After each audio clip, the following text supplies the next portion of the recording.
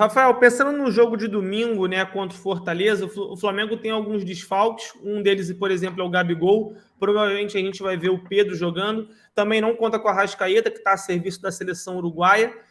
E provavelmente o Santos não deve aparecer, porque ele não trabalhou com o grupo. Ele fez um treino com bola, mas isso não quer dizer que necessariamente ele está 100%, né?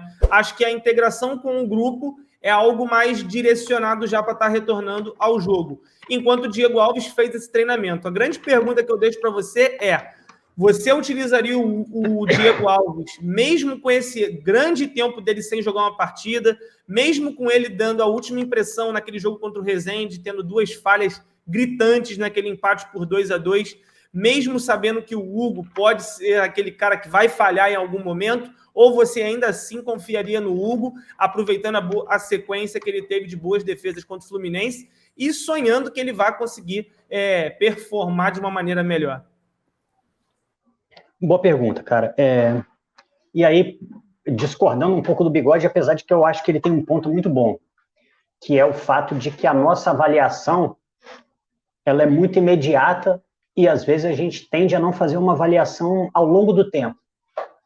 A avaliação do Hugo tem que ser feita a partir do momento que ele se tornou titular, que foi no começo do ano. E, realmente, de lá para cá, ele não se revelou um goleiro seguro. Mas, por outro lado, por que eu mesmo pedi que o Hugo fosse barrado, que outro goleiro jogasse? Porque eu achava que o Hugo estava num momento psicológico que inviabilizava o jogo dele. Aí não é nem questão da aptidão do goleiro para jogar bem.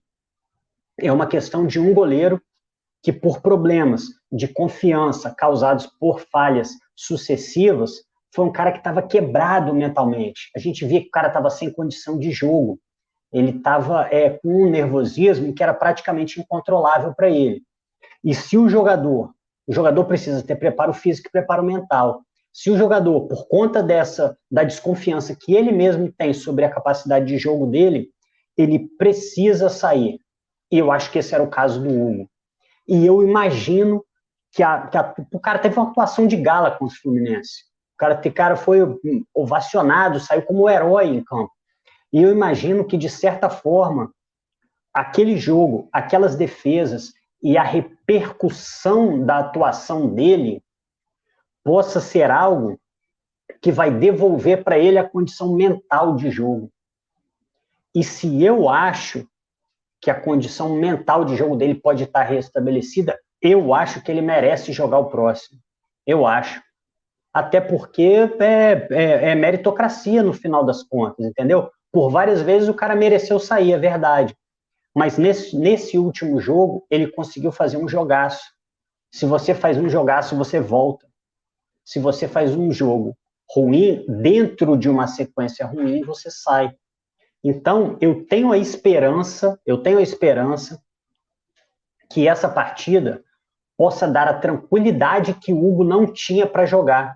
E a partir dessa tranquilidade, ele continue a evolução dele e consiga se firmar de uma vez.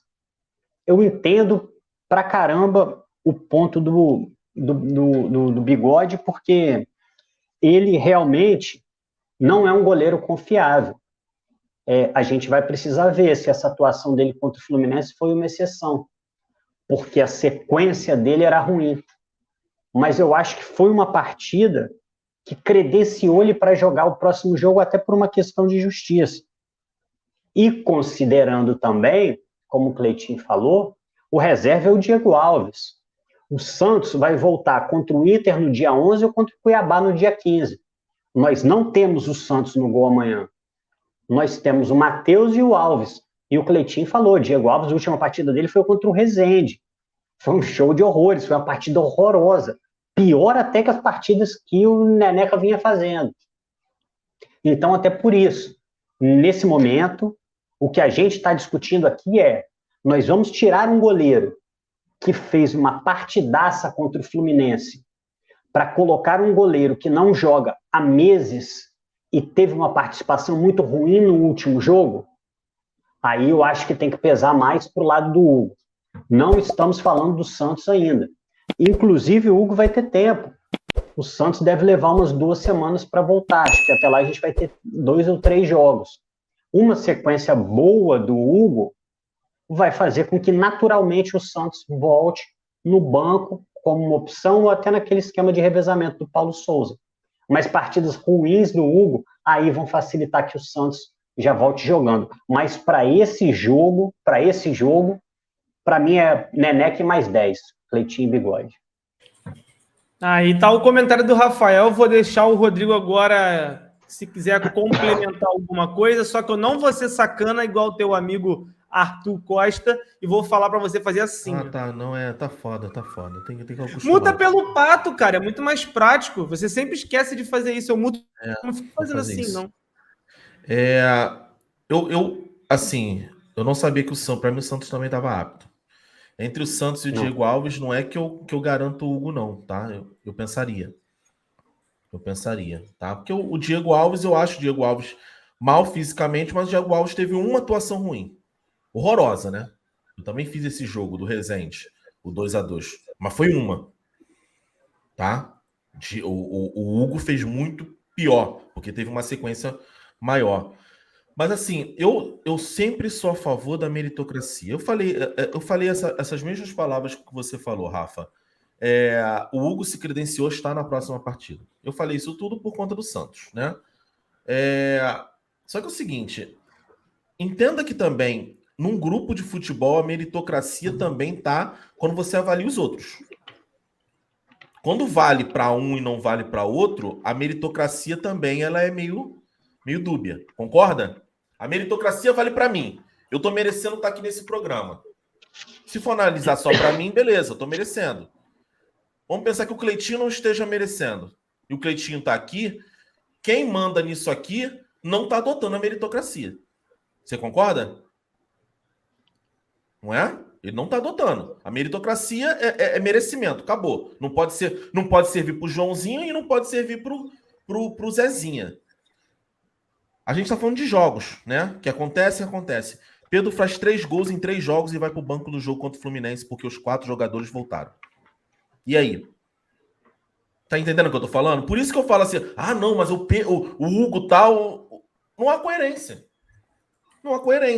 Seria um absurdo, dá um exemplo, seria um absurdo colocar o Hugo Neneca no banco depois da partida que ele fez contra o Fluminense. Para mim é um absurdo deixar o Pedro no banco depois de 3 grandes jogos do Pedro.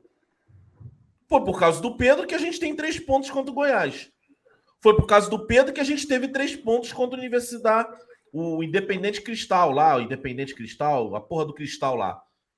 E o outro jogo foi o 3-0. Foi o jogo da tranquilidade. Foi o gol da tranquilidade lá no final do jogo. 3 jogos onde ele entra. Num ele jogou de titular. O outro também. São 2 de titular e um entrando no segundo tempo.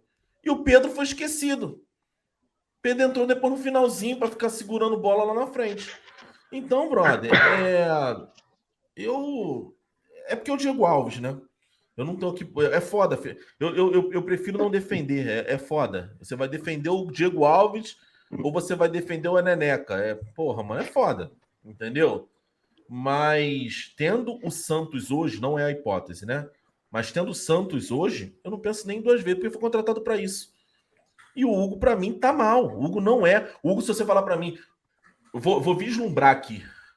Final da Libertadores, Hugo no gol, eu não consigo imaginar. Final do Mundial, Real Madrid, Benzema vai bater o pênalti, é ele contra o Hugo Neneca, eu não consigo imaginar. O Flamengo chegando tão longe com o Hugo Neneca. E o ponto o rapaz falando, seja humano, não tem psicólogo, eu concordo. Tem que ter o psicólogo, ele tá mal disso aqui, de confiança, psicologicamente. Só que aquele negócio, a realidade é essa. Eu gostaria muito que tivesse um departamento de psicologia. Adoraria que tivesse no Flamengo. Mas a realidade é essa. Isso não pode servir de muleta para você botar um cara que não tá bem psicologicamente. Tanto é que ele, depois da atuação, ele começa a chorar. Tanto é que depois das atuações ruins tem que fazer rodinha para colocar ele no meio. Tem que chegar e abraçar ele. Irmão, o cara que tá bem mesmo, psicologicamente, fez uma puta defesa, legal, firme. Firmar que o meu serviço e vou para casa, irmão. Quando ele começa a chorar, você vê que ele não tá bem psicologicamente. Eu não quero um goleiro que vai se fazer de vítima e herói todo jogo. Quero dentro do campo. Herói quero que ele seja dentro do campo. Agora, um goleiro, foi igual o Andrés, a mesma coisa que eu falei do Andrés Pereira. Acaba o jogo contra o Vasco, se não me engano, que ele perde uma bola, o Paulo Souza tem que abraçar ele porque ele tá chorando. Para mim, com todo respeito, eu respeito o ser humano, tudo mais, mas para mim, esse é um jogo de alto nível, onde o corpo e a mente tem que estar alinhado. Eu não quero um jogador frágil psicologicamente. E o Hugo tá frágil psicologicamente por causa do momento dele. Eu não quero. Eu não quero. Com todo respeito, eu não quero. Porque é isso que vai pode derrubar o Flamengo lá na frente. Ah, mas coitado do Hugo. Coitado do Hugo, vamos parar. Hugo, se afasta aqui, vamos cuidar dessa tua cabeça. Mas não pode cuidar enquanto tem onde tem em jogo a classificação do Flamengo em outras competições. O Flamengo é maior do que tudo.